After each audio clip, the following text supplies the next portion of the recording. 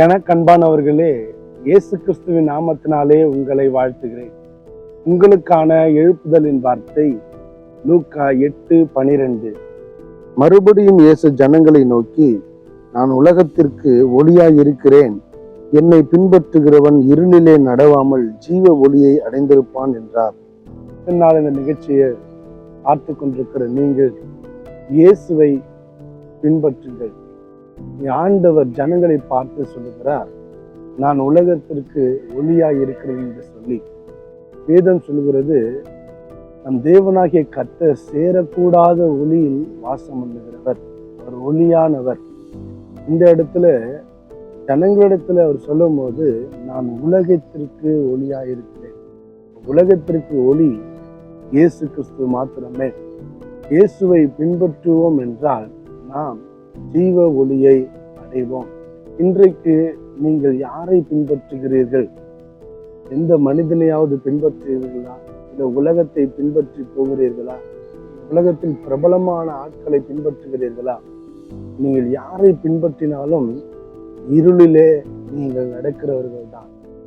வேதம் சொல்லுகிறது, இருள் பூமியையும் காரிருள் ஜனங்களையும் மூடும், ஆனாலும் உண்மையில் கர்த்தர் உதிப்பார்.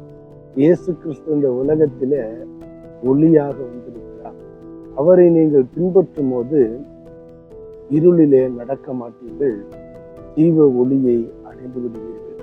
இந்த உலகத்தை விட்டு நாம் ஒரு நாள் கடந்து போகிறோம். அப்போ நித்திய காலமாக அந்த ஜீவ ஒளியின் இடத்துல நாம் நடக்க போகிறோம் என்பது. ஜீவ ஒளியை நீங்க அடைய போகிறீர்கள்.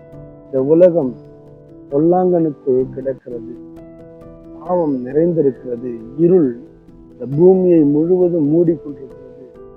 பாவம் என்கிற இருளினாலே இந்த உலகம் நிறைந்திருக்கிறது. இயேசு கிறிஸ்து இந்த பாவத்திலிருந்து சாபத்திலிருந்தும் மீட்கும்படியாக ஒரு ஒளியாக வந்தார். உலகத்திலே வந்து எந்த மனிதனையும் பிரகாசிக்கிற ஒளி இயேசு கிறிஸ்து. இயேசு கிறிஸ்து எந்த மனிதனையும் பிரகாசிக்கிறவர். நீங்கள் இயேசுவை பின்பற்றுகிறவர்களாக இருப்பீர்கள் என்றால் நீங்க ஒளியிலே நடக்கிறவர்களாக இருப்பீர்கள், ஜீவ ஒளியை அடைவீர்கள்.